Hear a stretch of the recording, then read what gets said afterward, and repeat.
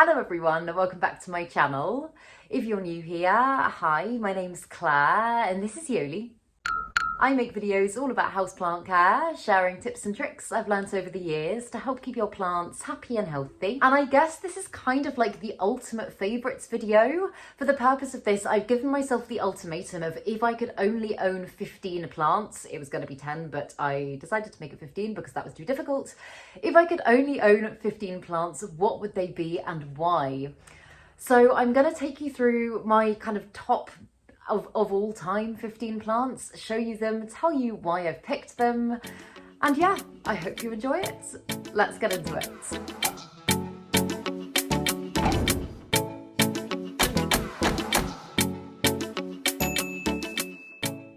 So I know when I usually make these kind of videos, I'll say that these plants are in no particular order, but with the plants today, I have gone through and I'm working from, I don't want to say worst to best, because obviously all of these are my favorites, but I'm ending with my top plant. So all of them are amazing, but this is worst to best. But the first one is the Aglaonema Silver Queen, and this is a plant that I've banged on about so much. It is one of my favourite plants. It's just absolutely beautiful. It ticks so many boxes for me. I feel like obviously visually it is just stunning. It's got the most beautiful kind of greeny blue, pale, almost pastel colour on its leaves with these beautiful, beautiful splashes. And it is also one of the most adaptable houseplants that I own. I personally love Aglaonema for this reason. I have made a full video on them recently, but I can honestly put this plant pretty much anywhere and it will not only continue to be happy, but it will also continue to give me lots of lovely new growth. I currently keep this one over in quite a dark corner of my bedroom, and there's not many plants that would survive over there, but this one is just doing brilliantly. Just there, that is a new leaf that's just kind of just finishing unfurling, and as you can see, it's kind of very soft and pale, and the darkness, the kind of dramaticness of the variegation becomes more and more as it hardens off and matures. But I've recently put this one into semi-hydro. It's not Lechuza Pond, but it's Soil Ninja's equivalent, and it seems really happy in semi-hydro. So it's a plant that I barely have to do anything to nowadays. I mean, even before when it was in soil, it was still very low maintenance, but now that it's in semi-hydro, I just have to fill the reservoir like once every 2 weeks. And apart from that, I do pretty much nothing to it. But it just looks lovely and conditioned. It's a plant that's really not very susceptible to pests. I, touch wood, have never had pest issues with Aglaonema before. I can't complain. I just think it's amazing. It looks stunning and it's just the perfect plant. A fantastic beginner plant, I would say. So yeah, that is the reason that this one is on the list. And this one, I wanted to start the shot here just so that I can stand back and give you a growth comparison, because this one has just got absolutely ginormous. I will put a picture of it on the screen so that you can see how quickly it grows. Oh, and now I'm going to attempt to pick it up. It is the Euphorbia Accurensis, and this one is just the apple of my eye. I absolutely adore this plant. I've spoken about it a lot on my channel, I think pretty much since I first started on YouTube, because it has always been kind of like a consistent favourite in my collection. And it's actually not a cactus. Like, it looks obviously very much like it is. It's commonly known as the cowboy cactus, but it is in fact a succulent, meaning that it is very, very, very fast growing. Oh, and very heavy, so I'm gonna have to just put it down for a moment. But if you are looking for something that looks very deserty and cactusy, but also something that copes well in kind of a tropical environment, like if you're like me and you've got lots of other foliage plants and tropical ones that need high levels of humidity, and you don't want to bring too many desert plants into your collection, but you like the look of them, I feel like I just explained that really weirdly, but then this is the plant for you. It's just absolutely fabulous. I've said it before, it looks like a cactus and it grows like a philodendron. It's just crazy. The one thing that you do have to watch out for though is that it is very, very prickly. Like, I've just prickled myself a couple of times just picking it up and showing you it for this video. So I always have to be very careful of yolis around this plant. And obviously if you've got small children or anything like that, then I would highly recommend raising it up or putting it in an area that they can't get to. But it is the most ridiculously rewarding plant to grow, I think, just because you can actually see it growing a lot more than some others, because I have got cacti in my collection and I'm definitely not, I was going to say not against cacti, I'm definitely not not a cactus person, but I think with this one, just because I can, like, every time I look back at it more or less during growing season, I can see such big progress in it. It just makes me feel like I'm doing a good job, and I feel very proud of this plant. I do also have the variegated version of my collection, which very nearly made this list because I adore that one as well. But if I had to pick just one, this is the one. And this one I got at the recent London plant swap, and it is just the most gorgeous thing in the world. It's so adorable. I don't know if the camera will do it justice because it's so small and delicate, but it is the Peperomia Incarna. And honestly, I love Peperomia anyway, but there's something about this one that has just really, I was going to say, like, grabbed my heart in the time that I've had it. It's so beautifully succulent, like its leaves would almost snap if you pushed them. They're like very delicate and easily breakable, but they're also velvet soft. Like, you probably can't tell on camera, but they're covered in like teeny tiny hairs, and they are like bunny's ears. And I love the colour of it. Again, I might need to put some clips in because I feel like maybe this lighting isn't the best, but it's kind of got like a bluey, silvery hue to its leaves, which I absolutely love. It's very different to any other Peperomia in my collection. I think probably structurally, if I was to compare it to something, it would probably be the most similar to like the Obtusifolia, because it is much more tree-like in its structure as opposed to self-heading or kind of like, I don't know what you call it, with like, I'm thinking like watermelon Peperomia, where it just kind of pops out of the soil here, there and everywhere. But yeah, I've been looking up pictures of this plant and what it looks like when it's big, and it looks beautiful. So my goal is to grow it as big and full and beautiful as I possibly can. It's got some new growth coming out just here. It's got some new growth here at the moment. And it's probably one that doesn't actually need to be in a cabinet environment because, as I say, it is very succulenty, and I'm pretty sure it could cope very well in lower humidity levels. Peperomia on the whole is very adaptable to that. But I am currently growing it literally just under my grow light on this shelf here, and I think because it's getting such high light, it's responding amazingly, and it's just making me so happy. So yeah, it's become a favourite relatively quickly. I think it's only been 4 or 5 months that I've owned this plant, but yeah, I just adore it. And then this next plant is one that I've actually only had in my collection for about 2 or 3 months, so it is a relatively new addition, but it is the Philodendron El Choco Red. And the reason that I say I would have this plant in my top 15 and would only own this plant is just because it was one that was on my wish list for such a long time. Like, I cannot even explain how long I ogled over this plant and longed to have it in my collection. And then my planty friends very kindly grouped together and got it for me as a moving in present. I got it a little bit late, hence why I only got it a few months ago, but it was totally worth the wait. And it did have 3 leaves when I first got it, but I very sadly lost one of the leaves to spider mites. It's that time of year, spider mites are just out in action. And I did decide to chop that leaf back. You can actually see there's still some spider mite damage. I don't know if you can tell on camera, but there is still some spider mite damage on these leaves as well. I had to give it a big kind of thorough few treatments in order to get them gone. But it is finally starting to give me its first new leaf that it's given me in my care. So I'm super excited to see what it will do for me. And it is one that usually lives in my cabinet. And I have actually just in the last few days started introducing it back into my cabinet. But before then I was a little bit scared of putting it back in there just because of the spider mites. But I feel like we're at a point now, I will obviously give it a very good check over, but I feel like we are at the point where they are gone for the time being. So I think it's probably safe to go back into my cabinet because it does seem to love life in there. But obviously I haven't owned it that long, but in the time that I've had it, it has been, bar the pests, a very easy plant to look after. I just think its velvety leaves are so glossy and pillowy, and I just really love everything about this plant. So yeah, it's one that I would really struggle to part with, and for that reason, despite it being relatively new, it is very high on this list. And one that I definitely don't talk about enough, but I 100% would not part with easily, is the Sansevieria metallica. I know Sansevieria has technically now been reclassified as Dracaena, but I still say Sansevieria just because I'm stuck in my ways. But snake plants in general are just the hardiest, I don't know, most adaptable plants possible. They're ones that can, I mean, they're known as being unkillable because you can kind of go weeks on end without watering them. They're amazingly adaptable when it comes to different lighting conditions. But there's just something about the Metallica that just, I don't know, like out of all of my snake plants, it just really, it has the feel of a foliage plant, of like a very kind of, I don't know, of like a very soft textured foliagey plant whilst actually being very kind of like firm and robust. I don't know if that made any sense at all, but it makes sense to me. But yeah, it's one that I just feel like adds beautiful texture to the corner that I've got in. I keep this one on top of my fridge and it's a very dark spot, but this one grows beautifully there. It gives me loads of lovely growth and it just requires, as I say, very little care. And also its leaves are just the most beautiful thing. I love how stripy and bluey silver they are.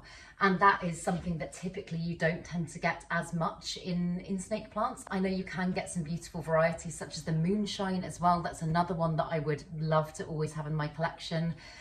But if I had to just keep one type of snake plant, the Metallica would definitely be it. I think it's wonderful and it makes me unbelievably happy. And it's been a while since I've done any updates on this section of my Monstera Dubia, just because it's been through a little bit of an adjustment period, but it is still very much on this list. I'm still so proud of my Monstera Dubia. As you can see, oh, just behind me there. That's the shingling section I've got in my Monstera Dubia that's actually starting to come off its plank again. So I'm going to have to chop it again or extend the plank or do something because it's growing out of control. But I was really excited to kind of conserve this large bit of growth and get just like a purely large form Monstera going. And it's doing well, although as you can see, there is some yellowing on some of the leaves. And I think just because I did do a chop and extend and I planted it back up without a root system, like any root system in the soil at all, it was going to take a little while to adjust. It is quite a sensitive plant as well, so it was a risk. But it has finally started giving me some new growth. So I'm going to have to continue to fill the pole now with moss and just allow its root system to form, because it's got a fantastic root system in the back of this pole. I think still probably, I would say probably 90% of its nutrients that's absorbing are from this moss pole. So I'm fertilizing. However, that being said, it has also now got a fantastic, look at that, root system coming out of the bottom as well. So I'm really glad that the chop and extend has worked. I just think that because the only other time I did the chop and extend was on my Philodendron Splendid and it literally went without fault and I didn't notice any damage on any of the leaves, this has kind of been not a step back. Like the plant is still, I would say, on the whole healthy, but it's not gone exactly as I wanted it to go. But as I say, I'm very proud that I was able to get it to this stage. I just love the Dubia. I love it in all its forms. I love the shingling version and I would still absolutely want to keep both in my collection. But if I had to choose just one out of the two types of Dubia at the moment, I would go with this one just because it's been such a journey to get it here and I do feel really proud of it. So yeah, stay tuned and I will keep you updated with how this does. And I hope that the next leaf it gives me is going to be beautiful and then we'll kind of be rolling and it'll just keep getting better and better. But it's been a little bit of a struggle, but it's been very rewarding at the same time. And this next plant is the Hoya Linearis. And the reason that I'm showing you it like this is because although this is a very easy to care for plant, I have had some recent drama with this plant. It's one that I picked up at the first plant swap that I went to and it did amazingly well for me. It was partially rooted when I got it. I potted it up and it spread so much because I think I only had about maybe 4 or 5 strands of it when I first got it. And it literally just by itself spread out and filled the whole pot. It was growing beautifully.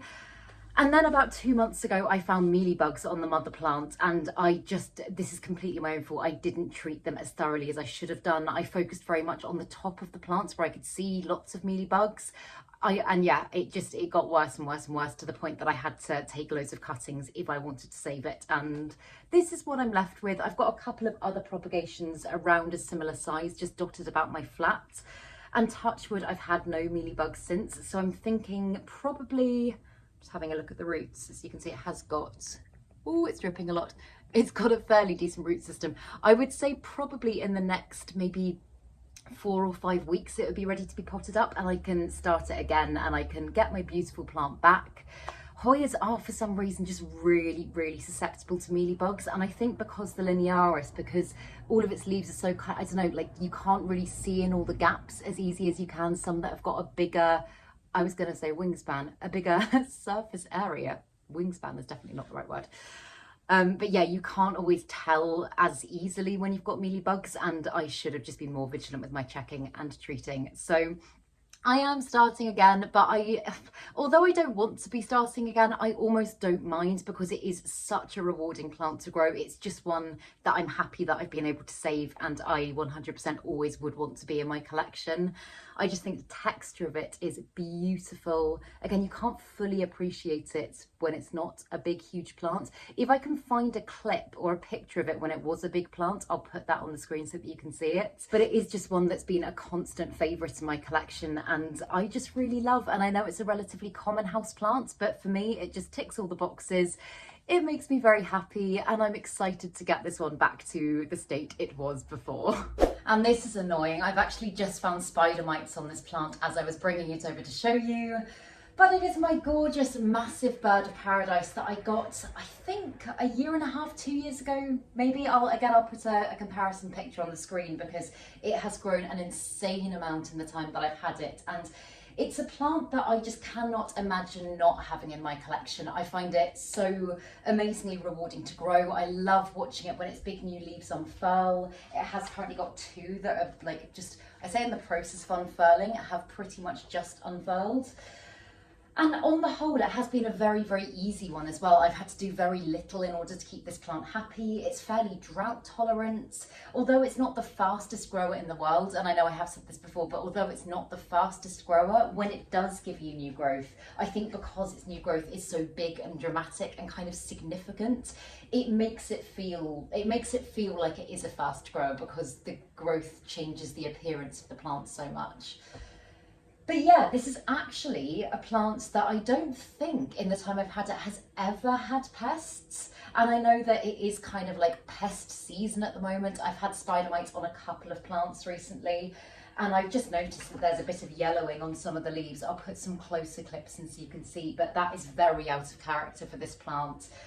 And upon closer inspection, I've just discovered spider mites. So yep, it's going to be very difficult to isolate this plant because obviously it is ginormous, but I do know that spider mites spread like wildfire, so I'm going to have to tackle this fairly quickly. So I think my plan is going to be taking it through to the bathroom after this video, giving it a full shower off, treating it with horticultural soap, maybe a spray of neem oil as well, and then just monitoring it very closely and probably repeating that for, I don't know, the next 6 or 7 days, maybe not every single day, but just continuously until I've got rid of them. So yes, that's currently the plan. And also you can see it is quite droopy. I'm holding it up. In fact, you get a better kind of gauge. It is on its little stand at the moment, but you get a better gauge of the actual kind of size and scale of the plant when I hold it upright because it is a little bit floppy at the moment. But yeah, despite the fact that it is apparently giving me grief today, on the whole, it's been a very easy to care for, just really lovely plant, and I feel like it just helps to give a beautiful jungle vibe to my home. And so yeah, there is no way that it couldn't be in this top 15 list. So yes, I love it. One thing that I forgot to say about this plant as well is that I know a lot of people ask about the splits in its leaves and why this happens. It's basically almost the same as fenestration, like the natural windows that appear in plants like Monsteras, for example. And it just happens when your plant matures so that light can reach the lower leaves. So it is nothing to worry about, and it is completely normal. And it's going to be quite hard to get this one fully in shot because it's getting very big now. But this is my Philodendron Bueno, and I got a cutting of this from the second London plant swap that I went to, and that was the mother leaf, and I came home with this in my bag and I just could not believe it. Like, I'd wanted this plant for such a long time, and it was just the most beautiful cutting in the world. It took a little while to get going, but now that it's going, as you can see, just look at the growth it's giving me and look at the variegation on that leaf. Isn't that just beautiful? But I made an almost fatal error with this plant the other day. I got home, I wasn't very well, I was feeling a little bit heady, and I saw a fly trapped in a spider's web, and I tried to save the fly, and then I, without thinking, turned around very quickly and I knocked this plant in its pot off the little shelving unit that it's on, broke the pot, pollen went everywhere because this one is in semi-hydro again. And I also broke this leaf and it's not completely snapped, but as you can see, it's, I don't know if it's going to make it. I should really tape it up, in fact, and see if maybe I could prolong its life a little bit that way, but it could have been much, much worse. Like if the main stem had snapped, I would have had to chop this plant up and propagate it. And I'm just really loving the way that it's growing, because so much of the time, especially in my experience with philodendron, a lot of the time when you propagate from a mother leaf, once it starts going, the original mother leaf tends to die back. And this one is showing no sign at all of any yellowing. It has got a little bit of Yoli tail damage on it, but apart from that, it's just looking really, really healthy. And I know I could absolutely get this plant onto a moss pole, but a few of you have said from growing this plant that actually it doesn't need to be on a moss pole and it's more than capable of sizing up without a moss pole. So I think I'm probably, for the time being, just going to stake it and try and kind of get it growing up a little bit better that way, because if I could have one less moss pole to monitor, that would make my life a lot easier. And if the plant is still going to be happy, then I'm up for giving that a go. But yeah, it's one that's just making me super excited. As I say, I love how every single leaf is just so different and I'm getting beautiful variegation on it. And yeah, it's just one that's making me feel like a very proud plant parent, and I'm just really loving watching it grow. And another one that I feel like my collection just would not be complete without is my Hoya Latifolia Sarawak. And this has been a bit of a weird plant, to be honest. I mean, from the moment that I unboxed it, I think that was about a year and a half ago now, but I got this as an import plant, and from the second that I unboxed it, I was just kind of in awe of it, because obviously it is so wacky and weird and dense and just like nothing I'd ever seen in person before.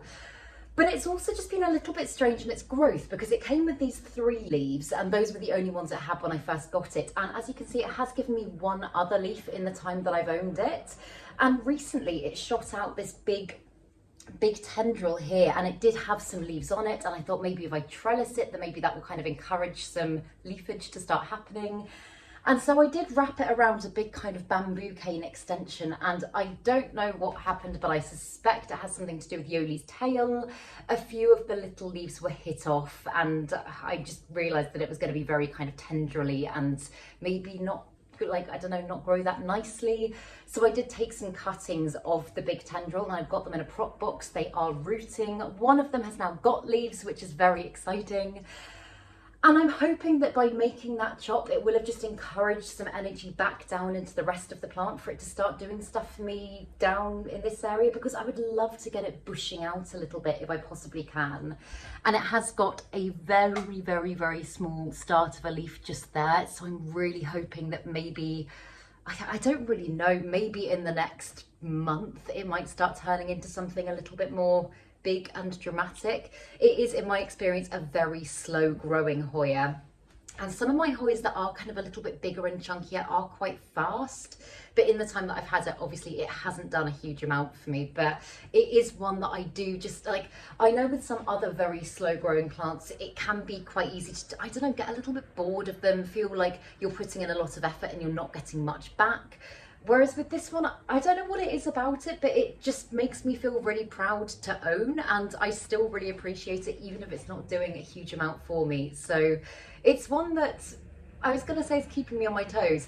It's definitely not keeping me on my toes in the sense of having to constantly do stuff to it, but it's making me feel apprehensive as to what it will do next. And I know it's taking a while, but for me, that is worth it. And I'm probably going to need to put some clips in of this plant because you can't see it that well from where I'm standing and I can't find a camera angle that works.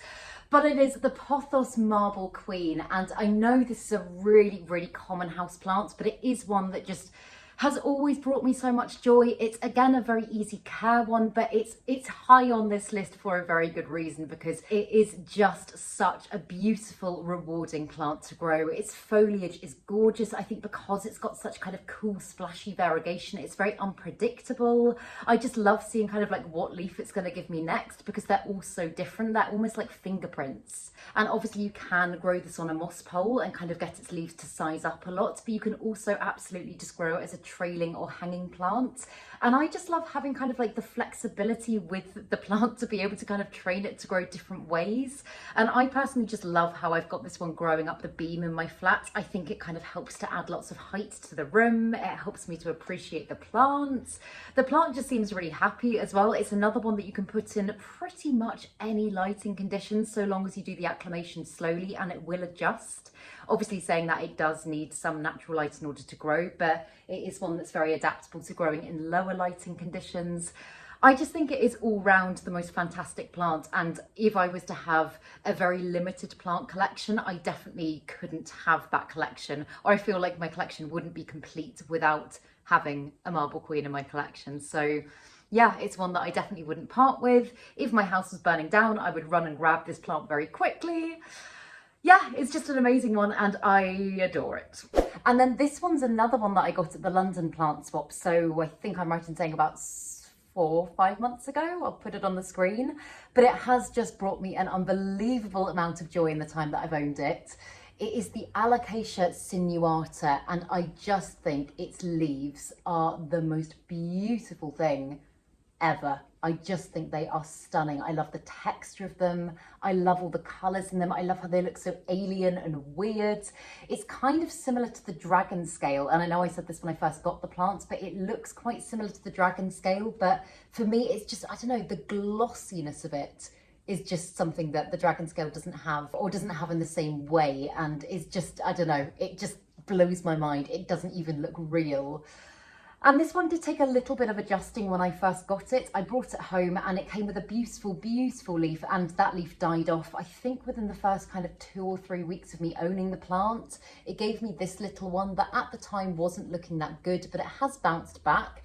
And that felt very big when it first came out. And as you can see, each leaf it's given me since has just got bigger and bigger and bigger. And that leaf is just blowing my mind. I think it is so, so, so gorgeous. And what you're looking at here is actually technically 2 plants, because it has sprouted a little corm, and that is technically the start of a brand new plant.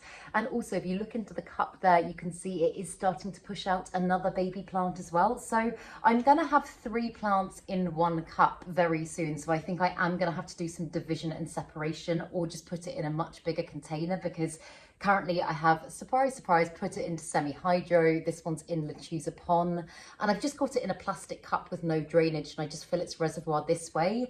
And it is a very low maintenance, easy way of making sure that the plant stays happy, but obviously it doesn't allow for a huge amount of root space. So I think I will have to do a little bit of a shift up soon. But it's one that I'm really excited about. I feel like I could just fill my house with this plant. It's so shiny, it's so beautiful, and it's making me very happy. And this next one's another one that I now cannot imagine not having in my collection. And I know I talk about it all the time, but for very good reason. It is the Aglaonema cutlass, and this plant is just the most beautiful thing in the world. I do, as I say, I do love Aglaonema, and therefore maybe I'm a little bit biased, but I find it very hard to find anything bad to say about this plant. Like, obviously it looks beautiful, it's got the most amazing colouring and veination, and just, I was going to say variegation, I guess it is variegation, but just kind of dramatic markings on its leaves. It almost looks like it's been hand painted. It's so perfect, and it's one that I just barely care for. And I know if I was going to pick just a small amount of plants to have in my collection, I'd probably want to pick ones with quite high care needs, because I love caring for plants as much as I appreciate looking at them. So maybe I should have chosen some more really kind of high maintenance ones, but I just don't, I feel like my collection would not be complete without this plant in it. I only got it in January, but it has grown on me, it has grown on me so much in the time that I've had it, and it's just one that I don't have to worry about. Like, that is so nice when you've got so many plants, and there's always drama going on, there's always pests and disease and dying and all sorts happening. It's quite nice to have the ones that just stay looking lovely where you don't have to do much, and this is just one of those plants. It's almost like I mean, that's not fair to say. I was going to say it's almost like a plastic plant. It obviously does have some care requirements, but compared to so many of the others in my collection, those are minimal to non-existent. So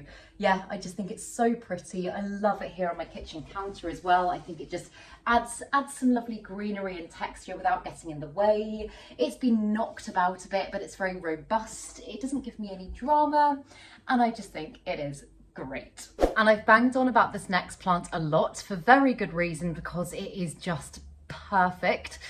But it is my variegated Alocasia frydeck, and I haven't spoken about this one, I was going to say in a while, I haven't spoken about this one in a few weeks because it has been giving me some issues. And this plant has kind of given me issues the entire time I've had it, so I definitely would not recommend this plant for beginners. But this one, when I first got it, I'm sorry if you've been here for a while and you know the full journey of this plant, but when I first got it, it had about 2 or 3 leaves. It was very, very small, and it did the classic Alocasia cycling thing of whenever it started giving me a new leaf, another leaf would die back, and I could never get it beyond 1 or 2 leaves. It would just kind of stay like that the entire time. And then it did actually revert. It gave me a leaf that was completely green, no variegation at all, and I panicked thinking that I'd lost the variegation, because this is also not a cheap plant to purchase. I think I paid about £170 for this plant, which I know is a massive investment, and something that if I had said that to myself a few years ago, I would have said, oh my God, Claire, what are you doing spending that kind of money on a plant? But nowadays I seem to save up all my money and buy nothing else but plants. But yeah, I got the plant, it did the cycling thing, it reverted. I then decided to change things up fairly dramatically. I took it out of my cabinet where it had been before. I know it is a plant that likes high humidity, and it is a fairly high light plant, so I thought cabinets would be perfect for it, but I took it out and I put it into semi-hydro. It's another Alocasia I've got in Le Upon. And that's when I really turned a corner, and that's when I managed to get it beyond just the 2-leaf cycle, and it was going so well. And then the plant got spider mites, and this is the latest. It has been treated, it's been treated several times in the last couple of weeks, but it has now got 2 main leaves, and this little corm that it popped up at the back has now got 2 leaves with a third one on the way. So we're not back to square one. Like, its growth has sized up dramatically. As you can see, these are like quite sizable leaves now, and it is a plant that I will continue to try with because it brings me so much happiness. Honestly, it's a plant that I just feel so lucky to own and so proud of. So although it hasn't been an easy journey, and the journey is still not easy, it's definitely worth it for me. And it's definitely not a price thing. It's not like I'm putting monetary value on this plant, and that's why I love it.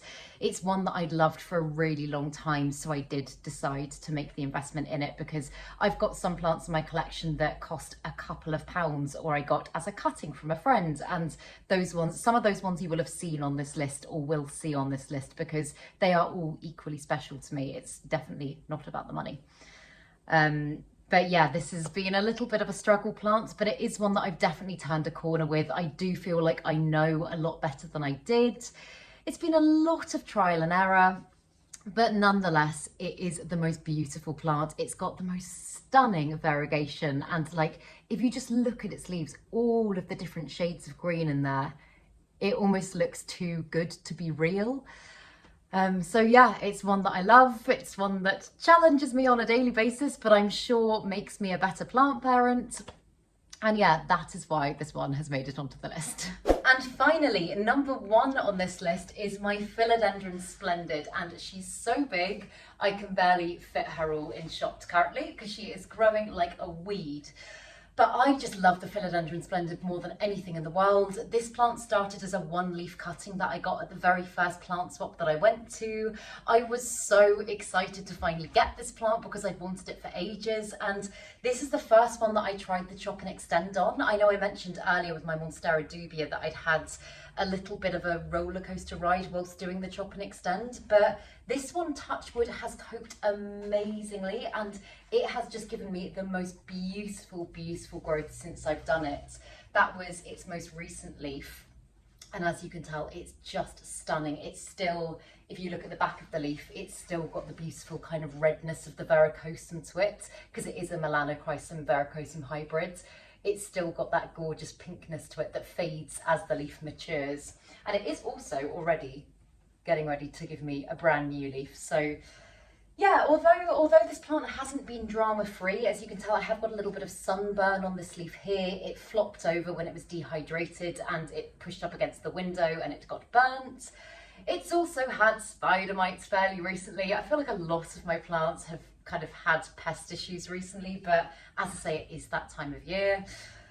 But it's just one that always seems to bounce back, and it always just seems to grow no matter what. And I know I've said before, I've really struggled with both the verrucosum and the melanochrysum, but hybrid plants typically will have just kind of like, I don't know, just stronger genes and stronger resilience to things like disease and pests and certain issues that the others might not. Like I say, when I have, like with the verrucosum growing that plant, every single time it has been brought down by pests. And this one has given me pest issues. As I say, it's just had spider mites. It's had thrips as well, but I have managed to get that under control fairly quickly compared to how I have done with plants like the verrucosum. So yeah, I would say this one is currently my number one. I love it so much. It makes me unbelievably happy, and I just am so excited to see what it does for me next.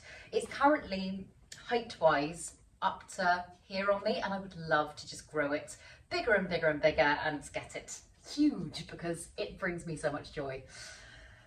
But yeah, those are my top 15. If I had to just pick 15 plants, it was very, very difficult. I'm looking at certain ones, like I'm looking at my Rockwianum here as well. That one totally could have been on the list.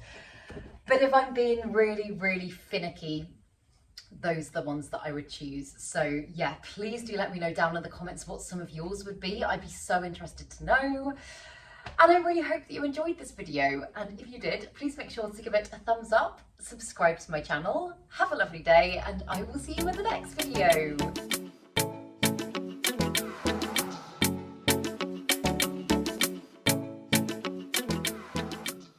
Stay sexy, plant lovers.